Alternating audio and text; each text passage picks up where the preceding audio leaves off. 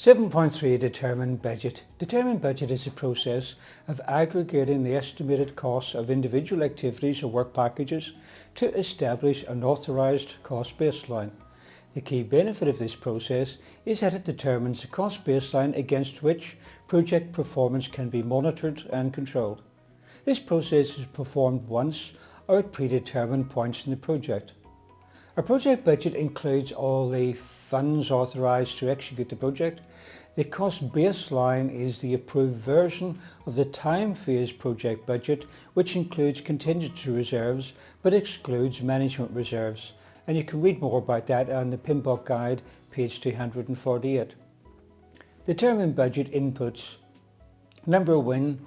Project management plan. The project management plan components include the cost management plan. This describes how the project costs will be structured into the project budget. For example, there could be a limit on the budget payable in a period or upon reaching a certain milestone. Resource management plan provides information on rates for personnel and other resources, estimation of travel costs and other foreseen resourcing costs that are necessary to estimate the overall project budget. The scope baseline. The scope baseline includes the authorised project scope statement, the work breakdown structure baseline and the work breakdown structure dictionary baseline. This will include details for cost estimation and management. Input number 2, project documents. Examples of project documents that can be considered as inputs for this process include the basis of estimates. As with any estimates, you need to record details of how it was arrived at. This proves that you took reasonable care to make the cost as reasonable as possible, or I should say to make the cost estimate as reasonable as possible, and this information can possibly protect you in the event of an audit. Cost estimates. The estimation for all activities are aggregated, or in other words, added up or rolled up to give cost estimates for work packages. Project schedule includes planned start and finish dates for the project's activities, milestones, work packages and control accounts. This enables you to split costs by calendar period. Risk register. You need to check this to make sure that the estimated costs for the risk responses have been included. For example, you have 3 machines that are identical and they're critical to the project's success. These machines have one common component that has a low chance of failing, but if it does fail, it would have a very high impact on the organization, on the project. It would be too expensive to have 3 components in the store, but it would take 2 weeks to buy a new component in. So a decision may have been made to mitigate the risk by having 1 spare component in the store, and you'll need to factor in the cost of this component for your budget calculation. Input number 3, business documents. The business documents that can be considered as inputs to this process include the business case. The business case identifies the critical success factors for the project, including financial success factors. The benefits management plan. Benefits management plan includes the target benefits such as net present value calculations, time frame for realizing benefits, and the metrics associated with the benefits. What is net present value? It means the value of a future asset, income or cost in today's terms. For example, a product which the project will produce in 1 year's time will have a value in 1 year's time of $1,100. But if suppose the interest rate's 10%, that means in today's terms the product would be worth $1,000. So the value in 1 year will be $1,100, but the net present value, or NPV, is $1,000. Input number 4, agreements. These are contracts and other formal arrangements for products, services or results that have been built or will be purchased for the project and need to be included in the budget calculations. Number 5, enterprise environmental factors. In fact, there's only one here. The environmental enterprise factor, which can influence the estimate cost process on large-scale, long-term, multi-country projects, is the exchange rates. Input number 6, organizational process assets. The organizational process assets that can influence the determined budget process include estimating formal and informal costs, budgeting related policies, procedures and guidelines, historical information and lessons learned repository. Cost budgeting tools. and reporting methods. Determine budget, tools and techniques.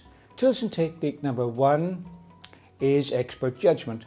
Expertise should be considered from individuals or groups with specialised knowledge or training in the following topics: previous similar projects, information in the industry discipline and application area, financial principles and funding requirements and resources. For example, the project may be self-funded by the organisation, funded by equity in company shares, or funded by debt, which means borrowing the money. Funding by debt is actually quite a common method used by small companies and startup companies because they don't really have the assets they can use to borrow against. Tools and techniques number 2, cost aggregation. Cost estimates are aggregated by work package, planning package and control accounts in the work breakdown structure. When you have estimates for all control accounts, you can add them to get an estimate for the whole project. But note carefully that you can aggregate costs at planning package level or control account level only if you have decomposed all the way down to work packages and have estimated the activities for the control account. This means that in rolling wave project management you will need an alternative, which would be less accurate of course, method for estimating the control accounts which has not been fully decomposed yet. Tool and technique number 3, data analysis. A data analysis technique that can be used with determined budget process reserve analysis, which can establish the management reserves for the project. Management reserves are an amount of the project budget withheld for management control purposes and a reserve for completely unforeseen work, called unknown unknowns, very hard to say, or unknowable unknowns. So really unforeseen work that is within the scope of the project. The management reserve is part of the overall project budget and funding requirements, but for the exam, remember, it is not included in the cost baseline until it has actually been used to fund the unforeseen work. Tool and technique number 4, historical information review. Reviewing historical information can assist in developing parametric estimates or analogous estimates.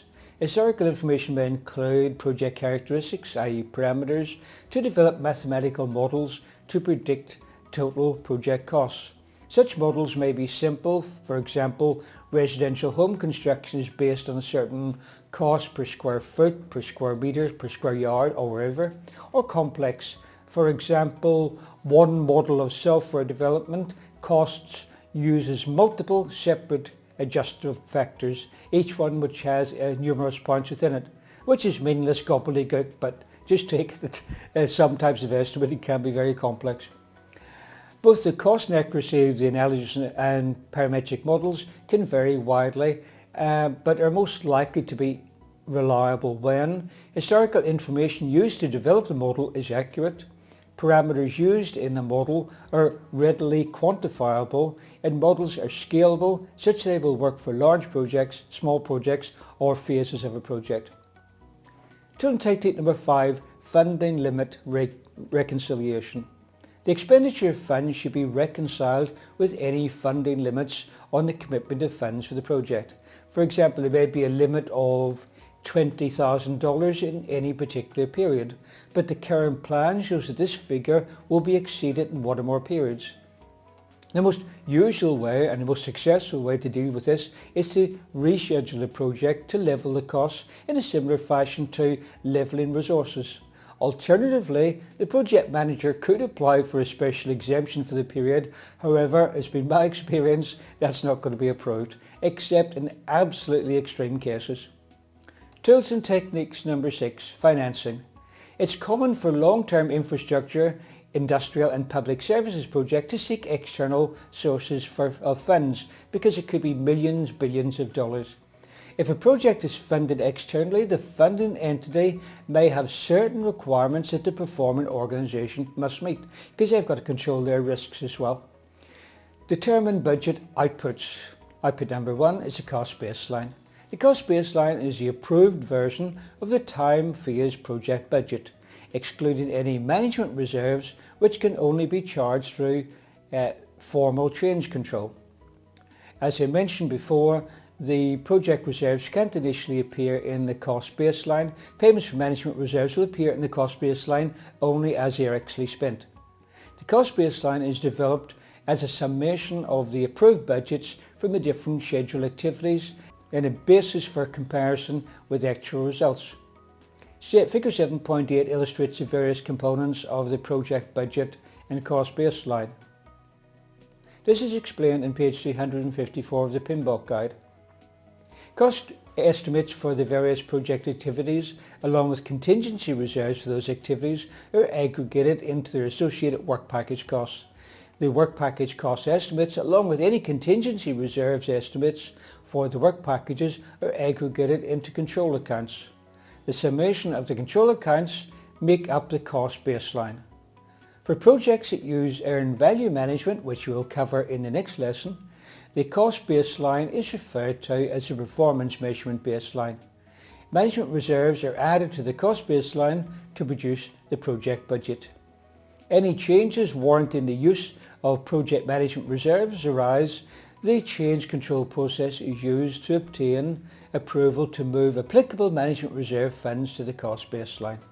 Since the cost estimates that make up the cost baseline are directly tied to the scheduled activities, this enables a time phase view of the cost baseline, which is typically displayed in the form of an S-curve, which you will see illustrated in figure 7.9. Output number 2, project funding requirements. Total funding requirements and periodic funding requirements, for example quarterly or annually, are derived from the cost baseline. The cost baseline will include projected expenditures plus anticipated liabilities, but as mentioned before, the cost baseline won't include payments from management reserves until they are spent.